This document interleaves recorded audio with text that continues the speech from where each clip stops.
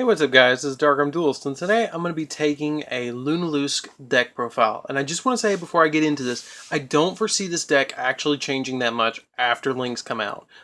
This deck is already pretty consistent, and it only needs the assembled Nightingale on the field the way that I play it to actually go off. And you only really need one XYZ monster on the field to play this. So in preparation for links, I don't think this is actually going to need any changes. So, without further ado, let's get straight on into it.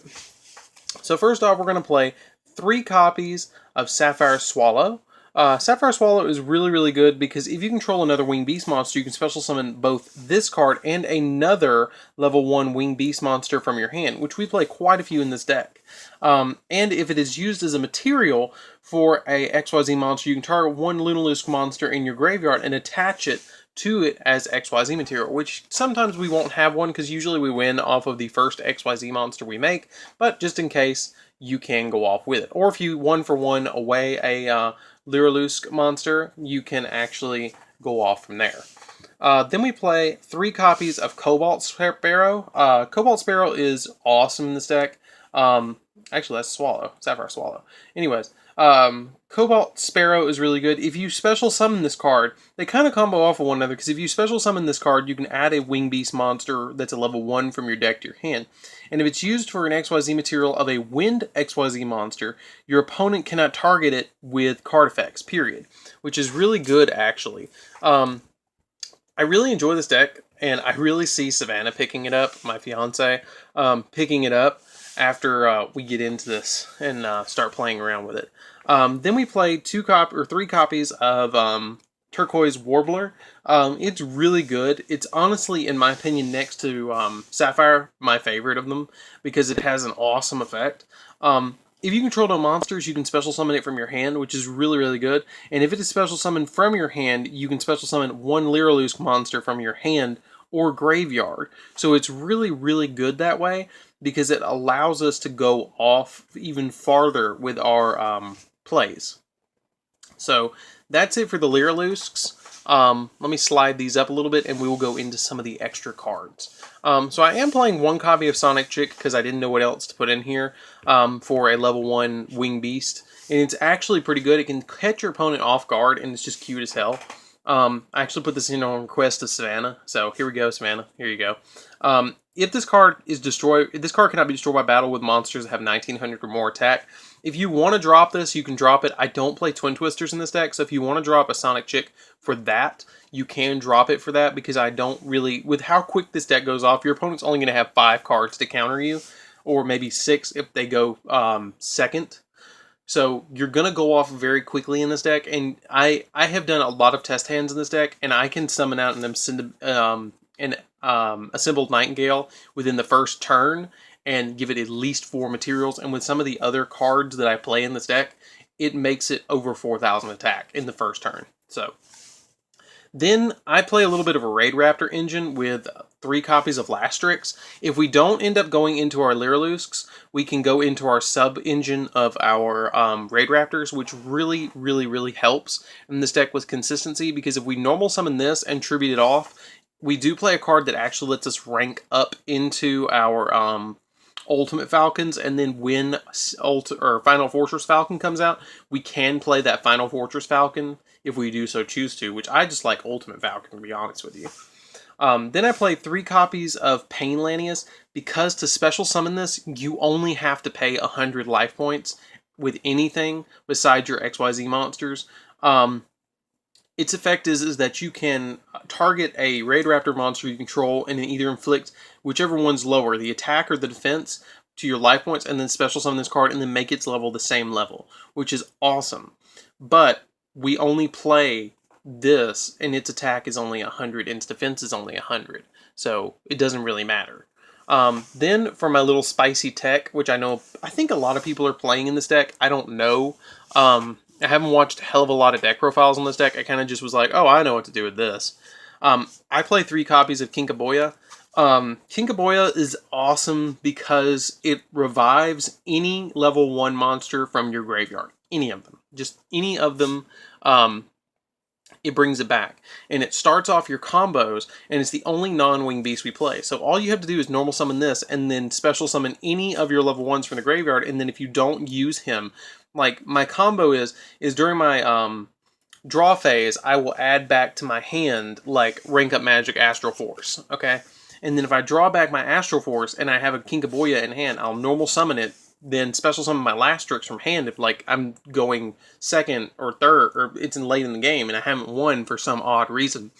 I'll bring this back, tribute it off, and then go off with my Ultimate Falcon. And then this will return to my hand at the end phase, and it'll be safe for another play. So, that's it for the monsters. I never thought I'd be seeing myself playing Sonic Chick, but I played it. It's a little fun, but it's a little fun tech. But anyways, guys, let's get into the spells. We do play quite a lot of spells and not that many traps because this deck wants to move very, very fast. So, we're going to play one copy of 1-for-1 because everything in this deck is level 1. Literally everything. Then, because everything is level 1, we don't play 3 of the level 1 searchers, Where Art Thou. If you control a face-up level 1 monster, you can add a level 1 monster from your deck to your hand, but if you don't use it, you're going to lose it. Because you're going to lose 2,000 life points if you don't normal summon it. Which really isn't that big a deal, because we're not that worried about losing a couple of life points when we're probably going to win the turn that we add the card anyways. Then we play 3 copies of Instant Fusion, because it's just a way to get into our Assembled Nightingale a little faster, and it helps us out by giving us a material. You can actually make Thousand Eyes Restrict with this, steal an opponent's monster, and if you steal their monster, then you can overlay with that Thousand Eyes Restrict, and then they still lose their monster, which lets us attack even better directly. I play 3 copies of Rank Up Magic Astral Force because I really want to go into Ultimate Falcon, and it's not that big a deal to draw it. You can drop this down to 2 if you want to, and drop the Sonic Chick in this for 2 Twin Twisters, but I still recommend playing at least 2 copies of Rank Up Magic Astral Force. Then for our equip spell cards, they can make our Lyrilusc monster, or Lyrilusc monster, really, really big. I play Static Charge. It's really good in this deck. It's really, really good. You can only activate 1 of it per turn, and you can only equip it to a face-up XYZ monster, and it gains 600 attack for each XYZ material it has. And any battle damage your opponent takes from battles involving it and their monsters is doubled, which really isn't that big a deal because our Assembled Nightingale is going to attack directly anyways. But its effects cannot be activated. But that's okay, because this is a condition. That's okay. And during your opponent's end phase, send this card to the graveyard, and when this card leaves the field, destroy the equipped monster, which isn't that big a deal, because again, we're going to win with just this. It's not that big a deal. We're going to win that turn. Then because we do pay life points in this deck, we play 3 copies of Unstable Evolution. Unstable Evolution is when your life points is lower than your opponent's. Well, we pay Painlanius, we play Where Art Thou, we play Instant Fusion, so we're paying like 9 cards in this deck that let us lose life points. Unstable Evolution is, it makes the original attack of the monster become 2,400, and while your life points are higher, the original attack of the monster becomes 1,000. So, I can make an Assembled Nightingale that has 4 materials on it, and then I can attack you 4 times with a 2,400 attack point monster directly. So, it's one of those. Then I play 3 copies of Cattle Call, because I know that my Lyrilusc is going to get me out the Ultimate Falcon fast, but with Cattle Call, I can send a face-up monster I control to the graveyard, whose original type is a Wing Beast, which is fine, and then special summon 1 monster from my extra deck who's the same original type, which is my Satellite Cannon Falcon, and then go into Ultimate Falcon, or later, like I said before, go into Final Fortress Falcon. So with this, it works really well in the deck, and it lets me justify playing 3 copies of my Astral Force, because I have 6 cards to go into my Satellite Cannon Falcon. And that's it for the spells. If you don't want to play all of these and you just want to go for more of a Assembled Nightingale, I really wouldn't recommend it. I would really recommend playing these because they're really good. But if you want to go for more of a control base, I guess you could play the Solemn Brigade and then play like other stuff in here, I wouldn't recommend it, but I like the equip spell variant. And then for the only 2 trap cards, we're playing 2 copies of Icarus Attack, because everything just about besides the King of Boya is a extra deck monster, or is a Wing Beast monster, and then the extra deck, and the majority of the stuff we're playing is Wing Beast too, so it's kind of our, oh crap, I gotta get rid of some stuff. So, that's why I play it. You could honestly bump this up to 3 with how many you play in the deck, with how many Wing Beasts you play in the deck, but I'm just playing 2. If you're going to drop an Astral Force, play 3 of these. I actually like it better than Solemn Strike in this deck, which is really weird. Then I play 3 copies of Lyrilusc Assembled Nightingale. This card is nuts, and I really feel like I need to read this to you guys because of how nuts it is. It takes 2 or more level 1 monsters to make it, so any from 2 to 5, or as many as you want. This card gains 200 attack for each XYZ material attached to it. This card can attack your opponent directly, so that's why static, or the whatever the thing is, the equip spell card, it works with it because it doesn't activate. It's just a condition. You can attack the number of times per battle phase equal to the number of XYZ materials attached to it, and once per turn during either player's turn, you can detach 1 XYZ from this card. Until the end phase of the turn, Lyrilusc monsters you control cannot be destroyed by battle or by card effects. Also, I take no damage, period. So, unless my opponent kaijus this, I'm not that worried about it. And once the extra monster zone comes out, they can't kaiju it, which makes this deck even better. And I'm just realized I'm totally mispronouncing this, so I'm just going to ignore that. It's actually not Static Charge, it's Challenge, something like that. Stoic Challenge. So, that's it for the Assembled Nightingales. We play Dullahan because it helps out with just a rank 1, a quick rank 1 that helps out. 2, Princess Sprite. It helps us draw a card if we kind of have a bricky hand, which really is rare in this deck. You really don't get bricky hands with the amount of level 1 monsters you play.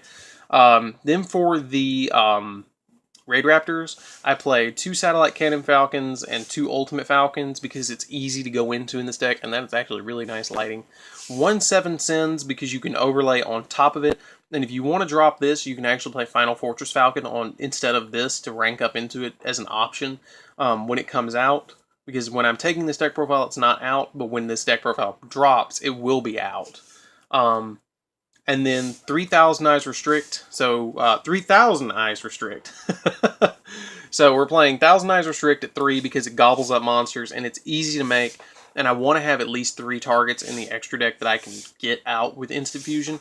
And then I play 1 copy of Independent Nightingale because you can make it and then special summon it from the graveyard if you want to with one of the Lyrilusc monster effects.